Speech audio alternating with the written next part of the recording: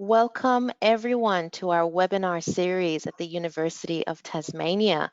Today is a special webinar where we've got Emma, who's one of the lecturers at the College of Science and Engineering, and we've got Parnika and Andreas as well, who is unfortunately having technical issues with his webcam, but he is on air, and they are wonderful students at the University of Tasmania, so they will speak about their experience later on throughout the presentation.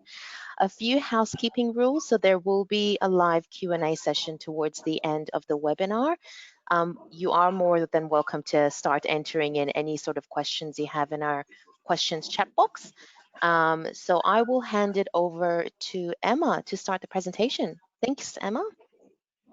Fabulous, thank you. It's really nice to be here. Welcome to the College of Sciences and Engineering.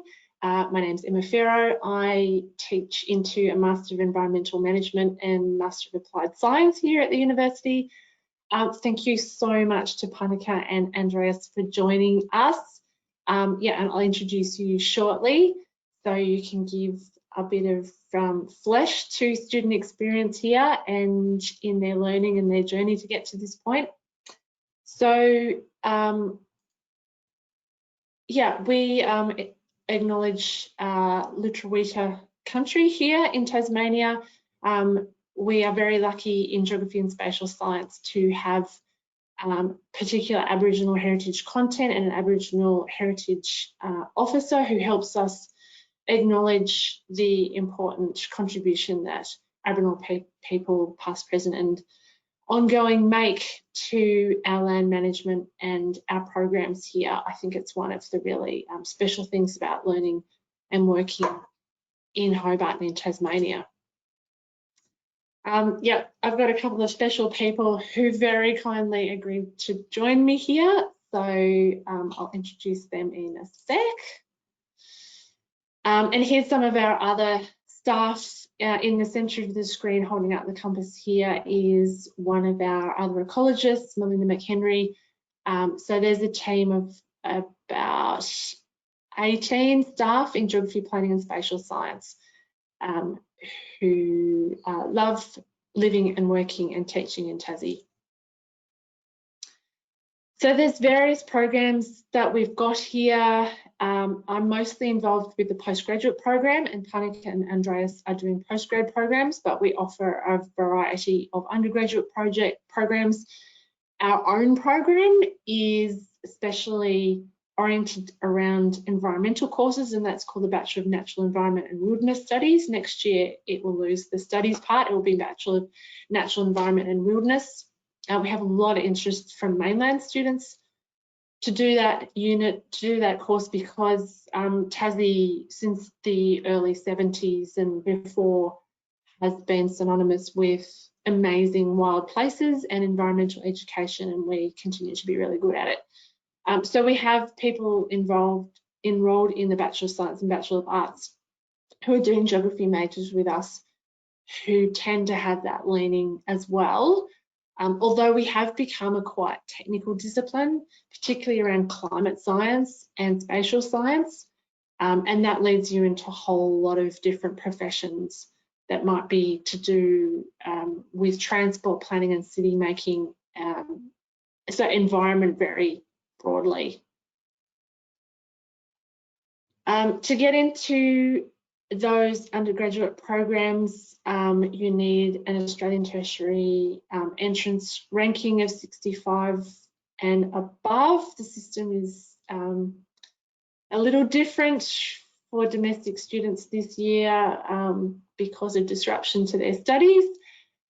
But everybody who comes into those bachelor programs does our core undergraduate units with us about global geographies of change, which I will just mute my phone, and space, place and nature, which has more of an ecology bent, which I teach into. So here's some of our students, along with one of our spatial science lecturers who's GIS expert, Jagan Arthur, down in the bottom left of the screen here on an island off our island. This is Bruny Island, where we have an 8-day field camp. We are good at getting people out into the bush. So this is Gemma, who's one of my current third-year students doing environmental impact assessment with me, taken last year when she was a second-year student. These are some of the units that people would typically take. They teach you a range of both physical and human geography skills and get you outside. So natural environment techniques is the course that's 8 days long based on Bruny Island. Although we're having to adapt that this year to something more modest, closer to home, but it is still running. And then third year is where you get to specialise, and this is a picture of one of our PhD candidates who specialises in insects, Shasta. So this is where you really get to explore your own individual passions around sustainability, management, taking more of a planning angle, having more of a climate emphasis. We have a lot of different units on offer. Some of the units are deliberately science-based units. So the KGA 320, Our Changing Climate, is a fairly hard physical climate unit. But yeah, we have a range of third-year subjects on offer. Because we're geographers, we are good at covering a broad spectrum of issues, and this is one of our strengths, because obviously issues like climate change, like food security, are very multifaceted, and while you need the scientific facts and a good understanding of ecosystems, there's this whole social ecosystem, political ecosystem, that's equally as important, as we understand through the lack of progress on climate change. So by studying with us, you get to put those things together, study real cases, and tackle complicated problems head on in a meaningful way, in a challenging way, but in an authentic way that equips you for the workplace and for future study. So yeah, some of our units are quite technical about actually finding your place in space. Where are you? What's there? This is important to my work as an ecologist and assessing land and potential changes to land. We have students who are interested in forestry, agriculture, all sorts of resource management. And this extends to surveyors, geologists, people doing units with us like environmental impact assessment, where they learn the planning system. And then we have, particularly in the postgraduate space, we have particular expertise around protected area and natural area management. We have our own master in that space. And that's proven really surprisingly popular. I thought it would be a really niche program, but we've got students from all over the world enrolled in that program. This is a tricky one, because I think one of the things that we do fabulously well is get you outside, particularly on overnight studies. This is obviously very challenging at the moment. We have adapted units to still run. In environmental impact assessment, which I'm teaching this semester, we are still getting out in the bush. There's no overnight studies, but we're still physically distancing and meeting in the bush, and yeah, following real life case studies. So it's not that it's not happening, but it's happening in a different way, and people are studying those units from all over the world. I have people in Indonesia and parts of China doing environmental impact assessment with me this semester, and we're capturing all of the field visits and presenting them online, and we've had extra resources to do that, which has been very good. So planning is a big part of what we do. Quite a lot of our postgraduate students are enrolled in either environmental planning or the Master of Planning, and this is where Andreas will kick in a bit later. This is a bit of a teaser. If people aren't currently based in Hobart, because obviously a lot of our students are studying online from all over the place. This is shot on our Hobart waterfront. Downtown Hobart is just beautiful. Hobart is beautiful. It's one of the reasons why I moved here from Melbourne. And yeah, I'm not going anywhere now. I think it's a really beautiful place to live and study. So this is very close to campus. Our mountain, in both the north and the south, we've got natural areas pretty much on campus, but certainly a short drive from campus you can get into proper wild places, and that's a real privilege for somebody who teaches the environment. This is our Bruny Island second year field techniques course. So this is only a short drive and a ferry trip from Hobart. So yeah, we're really lucky to have all of this on our doorstep. We are in partnership with our colleagues who teach geographic information systems, remote sensing, drone photogrammetry, all sorts of spatial positioning units. This is increasingly a big part of our enrolment. These skills are in demand both in Tasmania and elsewhere, and increasingly you cannot study an environmental management or environment course without having these skills. You don't need to come through a bachelor program, but it's an option, and you can become an accredited surveyor with an additional year of study. The job market for accredited surveyors is very buoyant. Most of our students get work, even under current conditions, are getting work even though they haven't yet graduated. So the units that are involved in this course, we're particularly good at drones and have a very big drone lab, and this is a shot of one of our lecturers with Chinzi, who's one of our students who's just finished a Master of Applied Science. And quite a big part of that surveying team work in Antarctica or deal with data that comes from Antarctica and from southern oceans to do with sea level rise, ice sheet changes, land changes as ice sheet moves. So it's a really big part of our research at the moment. We got a $20 million research grant earlier this year to continue our work in that area.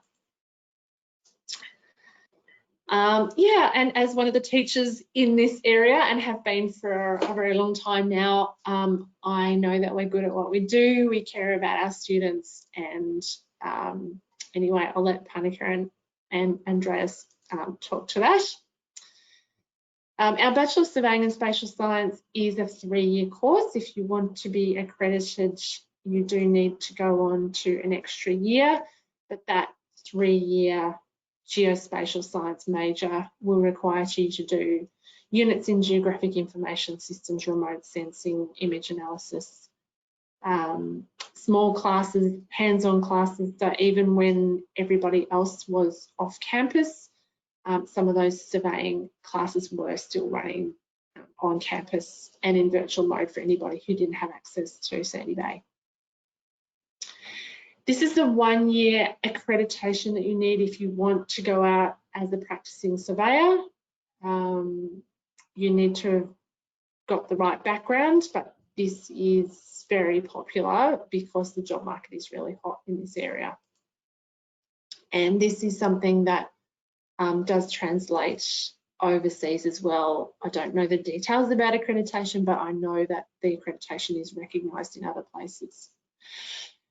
So thank you, Andreas, for waiting so patiently for us to start talking about the Master of Planning. This is one of our most popular programs because it is massively flexible.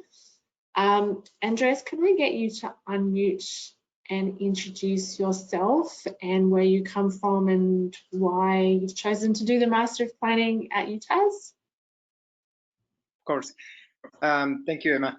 Hi, everyone. My name is Andres. I'm a Master of Planning student at UTAS. I'm from Colombia in South America, and I chose the Master of Planning because I really wanted to study a program with interdisciplinarity on it.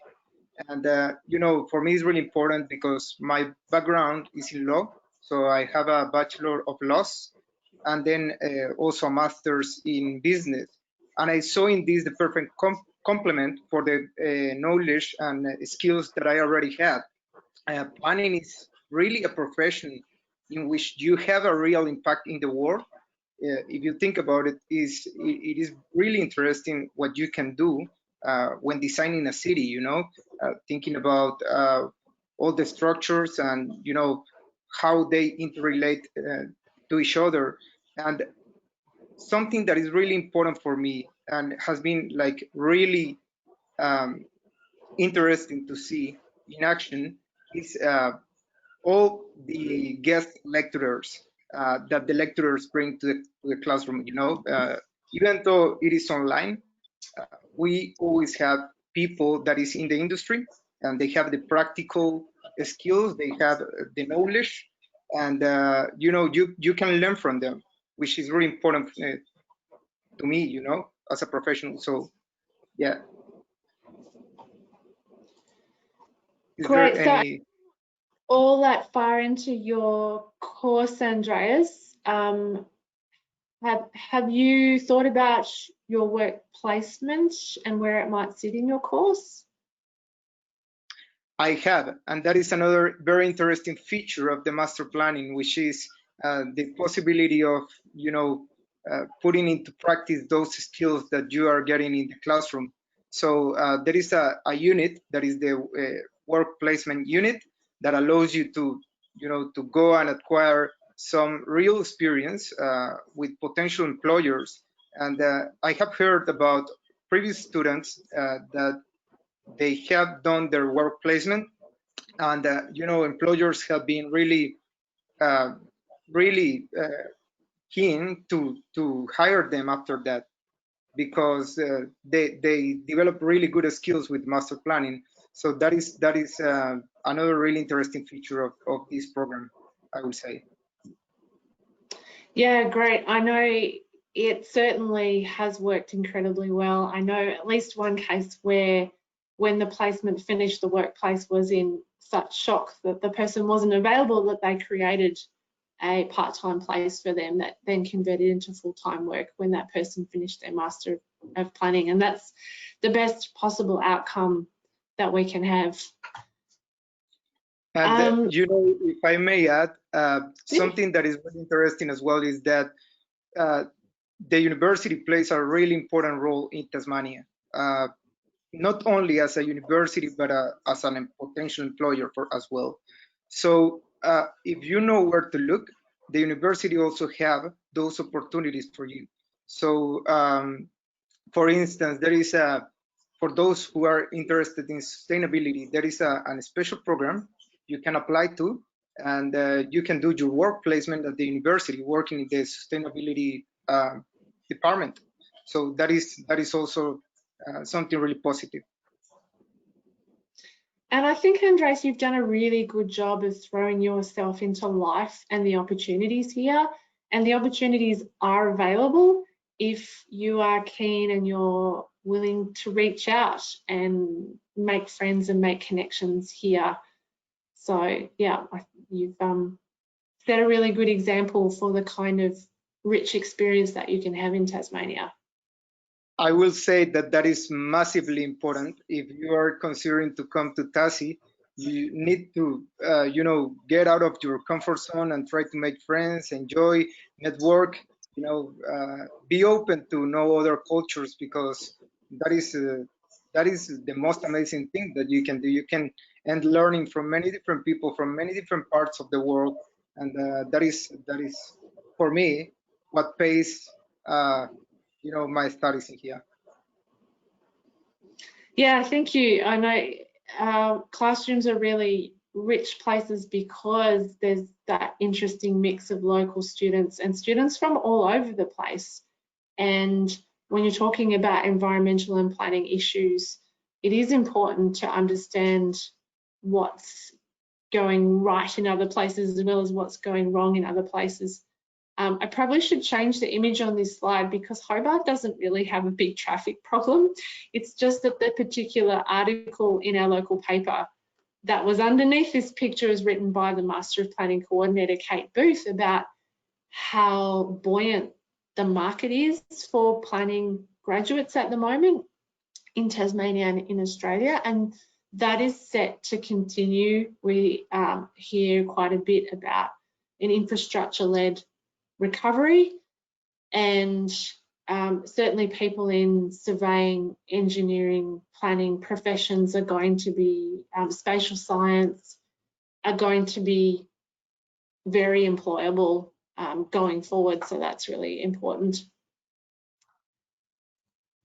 And this is where Parnika sits, so thank you for waiting very patiently. This is the course that she's studying. Parnika, can I get you to unmute and introduce yourself? Hello everyone, thank you Emma for calling me in this meeting. My name is Parnika and I'm from India, and this is my final semester here at University of Tasmania, and I'm studying a Masters of Environmental Management and Spatial Sciences. I graduated in Bachelor's of Science in Medical Field, where I studied zoology, botany and chemistry, but basically I just turned over to environment when I got a project bird capturing. So I developed my interest there while studying environment, and I wanted to do masters in that. And when I took guidance and search about it, I think Tasmania will be the wonderful place if you want to study environment. I don't think there is any best place other than that, because you go into the field, you feel the nature, you understand what environment is. So I think Tasmania and University of Tasmania is best place for that. And I must say that this is my final semester, and I have get onto the work I wanted to. Like, I'm studying environment and I'm combining it with my spatial work and combining both the fields, and I'm working onto it. The best thing here is that you interact a lot with your teachers, friends, classmates, go into the field. You get practicality of knowledge. It's not just like cramming, going into the books and just cramming anything. For spatial things, especially, you have to work on a software, and at the end of the semester, you get a complete project where you have to work yourself. You have to put on your hands and do that work.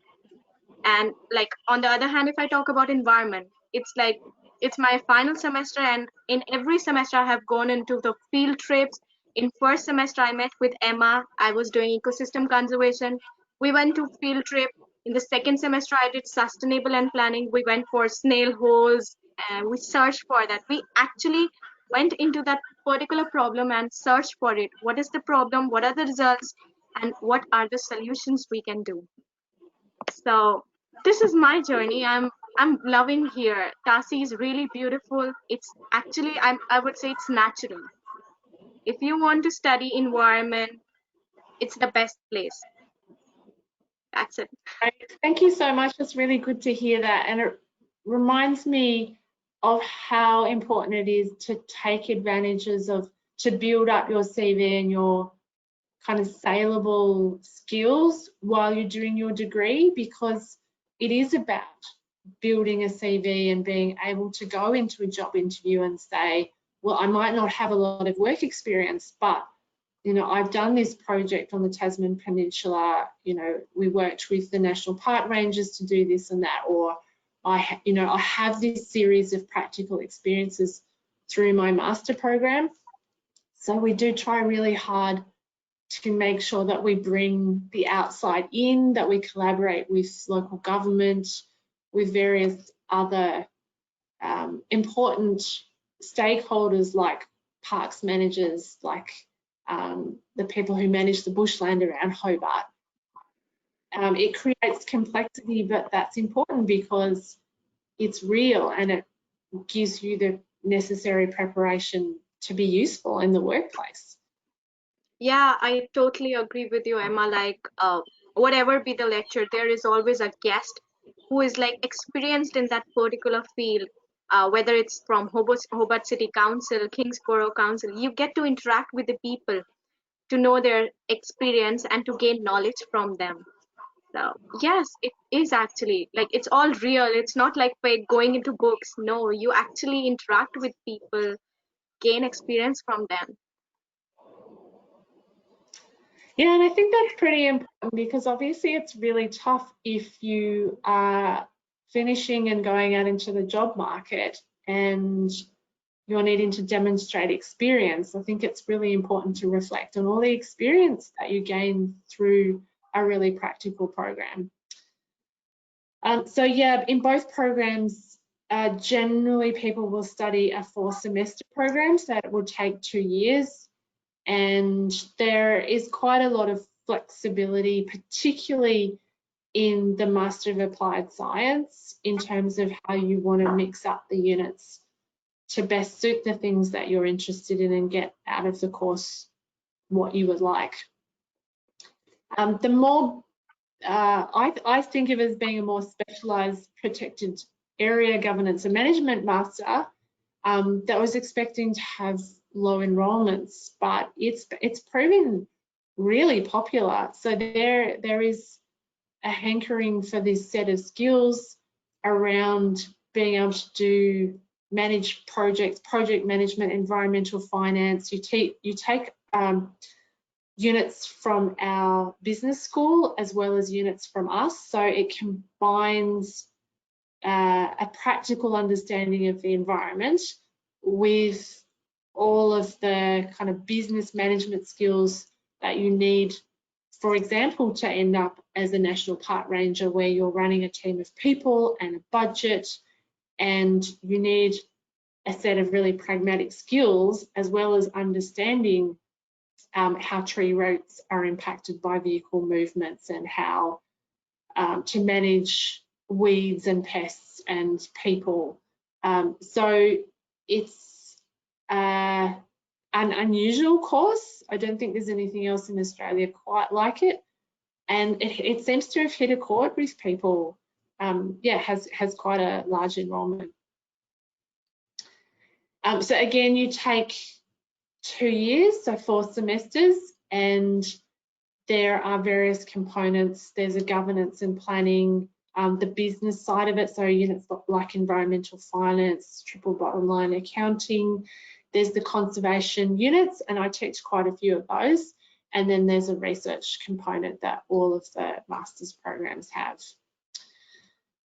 So because we offer quite a range of different programs, it's really hard to say specifically where an individual person might end up.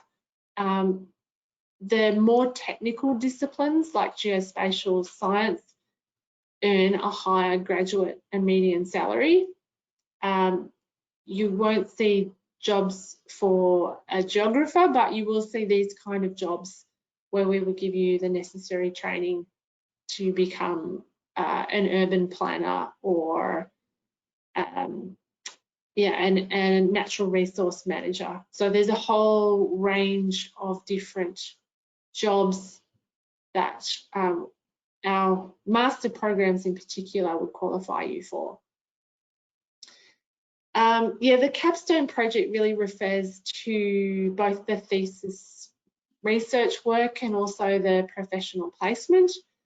And it is an opportunity to be really strategic about what it is you want from your course. Do you want employment in Australia? Maybe you don't, maybe you're looking for employment in your home country, but this is where the course, all courses are flexible enough that you can adapt them for what you want to get out of it.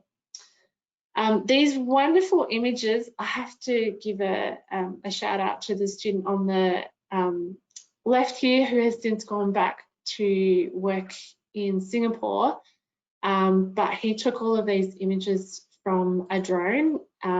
So this is an image of one of our roundabouts in, or traffic circles as you might know them, in the middle of Hobart. Yeah, a really stunning image. And this next one is his as well, of some boat houses along the coast that's not far from our university campus. So that's the end of the formal part of what we had to show you.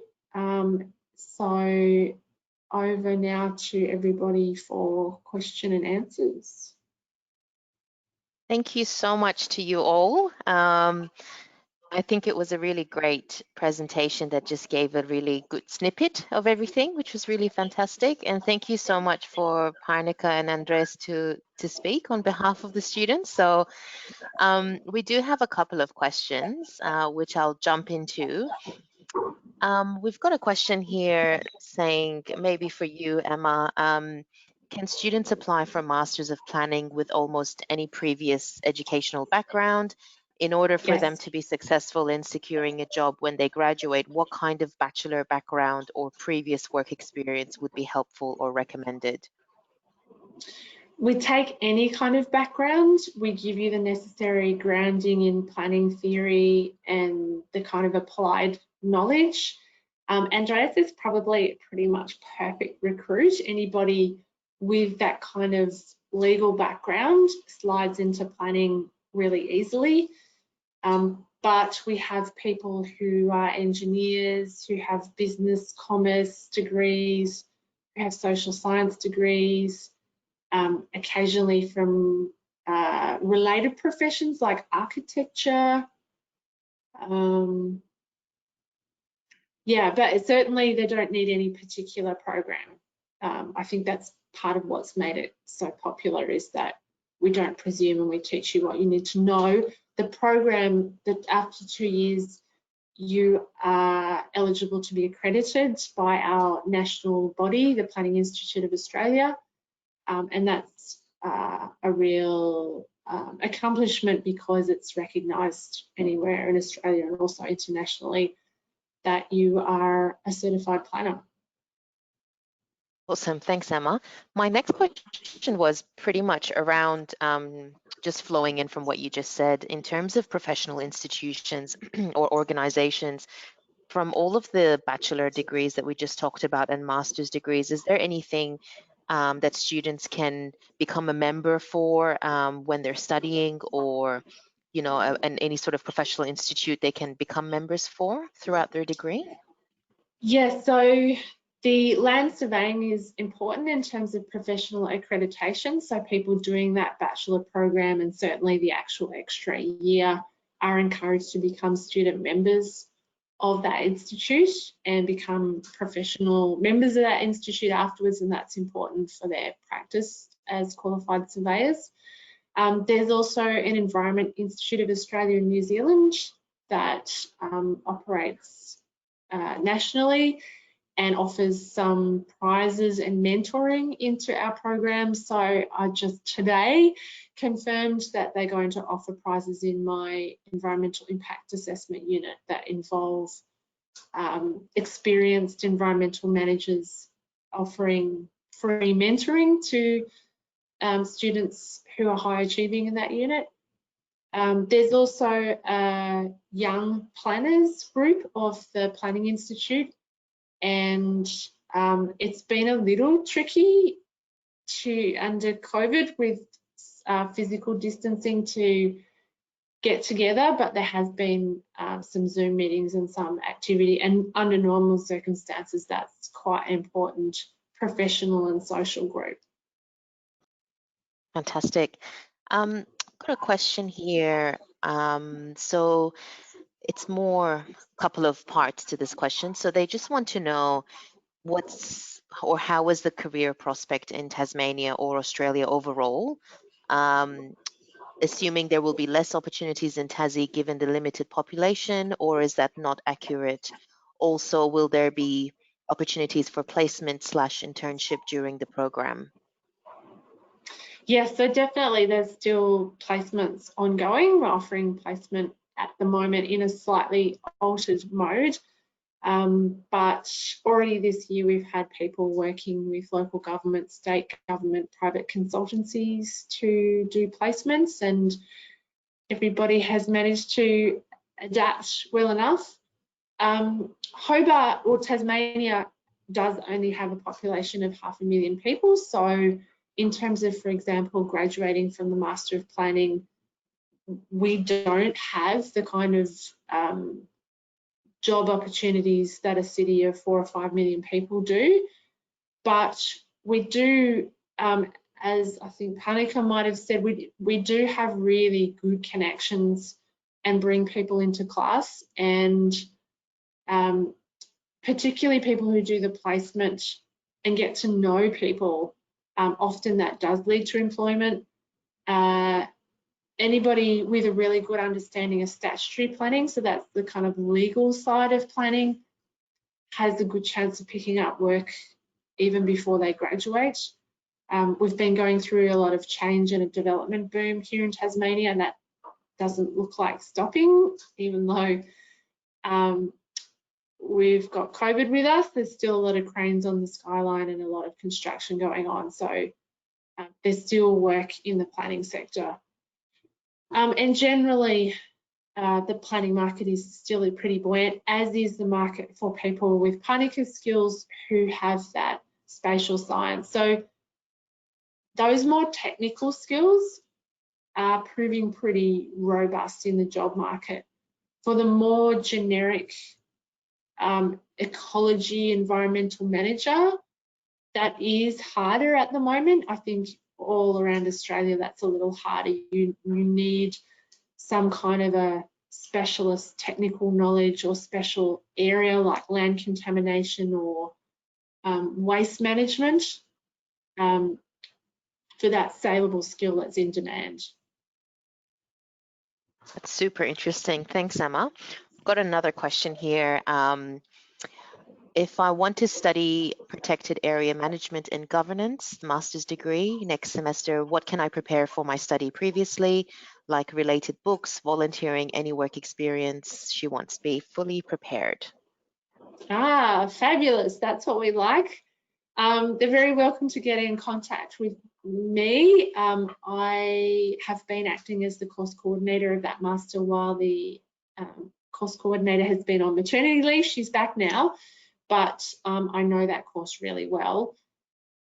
Yeah, there's all sorts of resources that I can put her onto. That course is part of a larger learning research hub. So if she Googles PALRC, that's the name of the collaboration, Protected Area Learning and Research Collaboration. The university is one of 5 university partners with other stakeholders who all come together. So that's probably the best portal, PALRC, Protected Area Learning and Research Collaboration. Other than that, you're very welcome to get into contact with me. We like it when people are keen and want to be prepared. That's great. Thanks, Emma, and thanks for that wonderful question. Just a few questions here I can answer. So we've got a few questions saying, are we going to get a recording of this webinar? It will definitely be recorded and available on our website, so feel free to watch it later on if you wish for more in-depth focus on the presentation. And also the slides will be available, of course, as part of the presentation. So if you guys have any more questions, please feel free to pop them through in our chat box, and I will get this wonderful team here to have a chat about. But I do have some questions for Parnika and Andres. So Andres, I'll go to you. So is there, in your experience, I mean, I was a previous international student myself at UTAS for 6 years and I loved it, and been here for 12 years. So in your experience, Andres, is there any sort of recommendation you can give students you know, who are looking into starting here at the university? What should they expect, you know, as part of your Masters of Planning? So if there's any students who are interested in that area, is there any sort of recommendation or tips you can give students at all? Well, I guess at the personal level, you know, be open to get to know other people from different places. That's, you know, diversity is something that add a lot of value in terms of innovation. Innovation, of course, because people have different ideas. So, you know, that's really important, and that will help you as well a lot for your professional career. And the second aspect will be professionally, they should expect, you know, some some lecturers, they actually they will give you a lot of work, and that's good because you will learn a lot.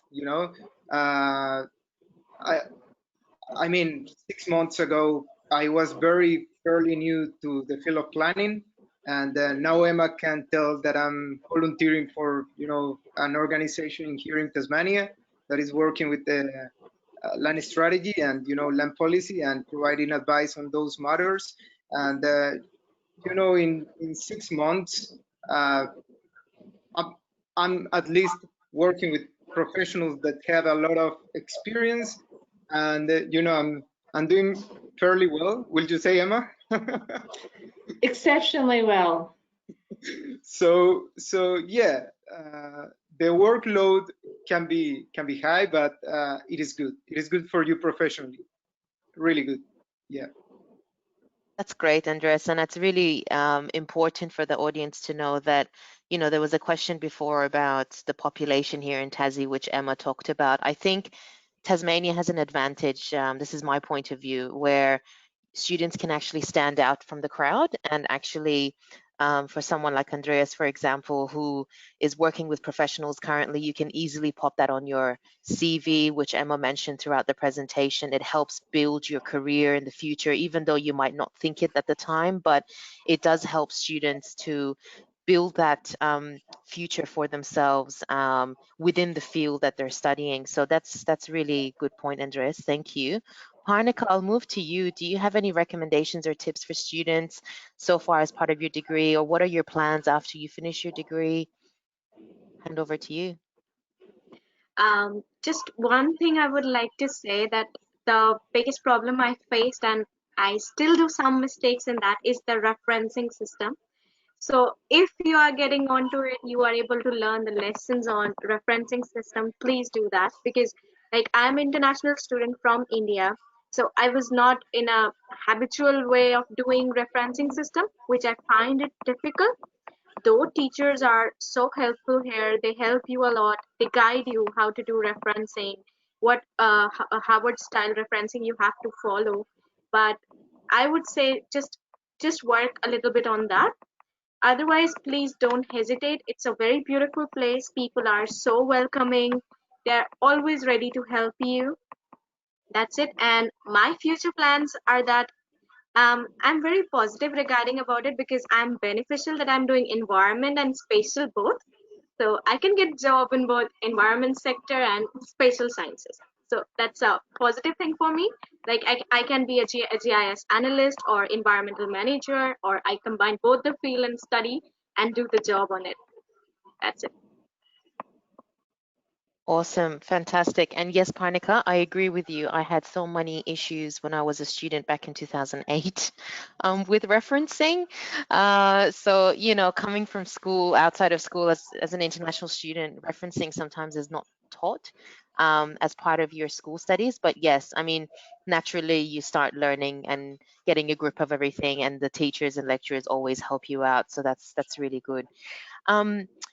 In terms of scholarships, I had a question, Emma. Is there any sort of scholarships available for students at the moment? For example, the Tasmanian International Scholarship? The main one that I'm aware of is the one that the university offers with a fee reduction that you can probably better speak to than me. Yeah, sure. Yeah, sure.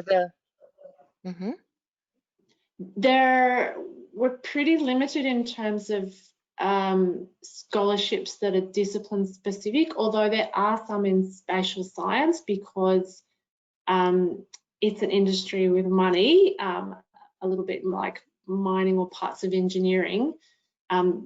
They do have quite a lot of prizes and scholarships that is specific to those programs.